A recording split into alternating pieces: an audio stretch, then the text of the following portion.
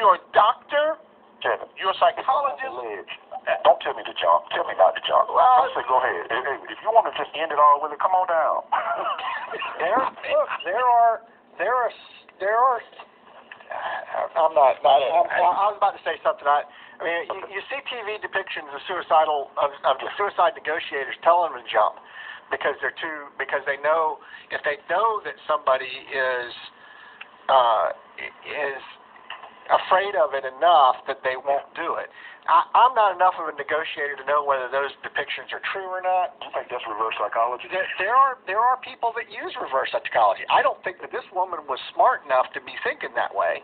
Well, I'm just telling you the rest of the story. That lower court judge used that ruling from the Supreme Court to make this judgment. Now, the judge didn't make any rules.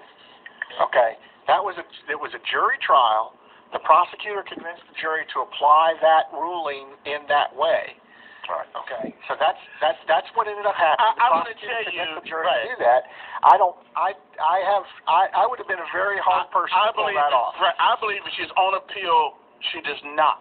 She gets off. There's just no way you can make a linkage between telling somebody to do something and actually initiating it. Well, again, there is a way. There is precedent for doing that, for essentially saying that, but it involves a much greater deal of brainwashing that goes involved with it. Like I said, the man. If he got back into the truck and she wouldn't allow him to get out of the truck, I'm with you. If he got back in voluntarily and she somehow barricaded the door and did not allow him to evacuate the truck, then at that point she's responsible. But just telling me to go kill myself? Listen, I've been around America for 60 years. I don't think this is gonna stand up. She now again, she didn't. No, I don't know. But her life is gonna be forever changed from this. Well, it's gonna be forever changed no matter what happens. Yeah. But I have some heartburn with this. Yeah, we'll be back.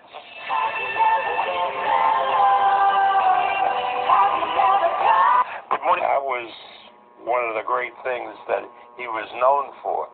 So Inoki would cut himself, the blood would come down, and Ali, the humanitarian, would turn to the referee, please stop the fight, please stop the fight. Finally, Ali would turn his whole body around to the referee and say, you got to stop the fight. Inoki would jump on his back, and the referee would count 1, 2, 3. Inoki would win the fight, and Ali would claim it was another Pearl Harbor. That was the script. Now, when Ali gets to Japan, he goes, and when do we start practicing? And there was a fellow who worked for the Japanese, who was a union guy from the United States, that thought this was legitimate. And he says, what practice? And that spooked Ali.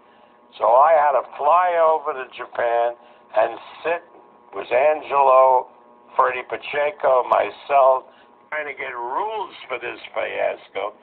We never could get the rules. They threatened that they would break Ali's leg so he couldn't go into the Norton fight.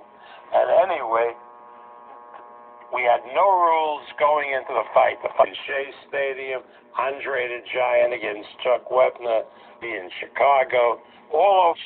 So they worked like a charm. Ali, and the first thing Inoki does was go on his behind and kick out his feet.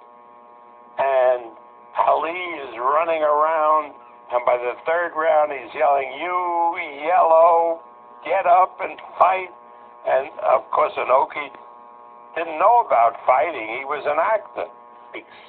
And when he kicked out his legs, he would cut. He made him change his shoes. But at any point in the fight, Inoki did stand up, and Ali threw a punch and missed Inoki by a foot.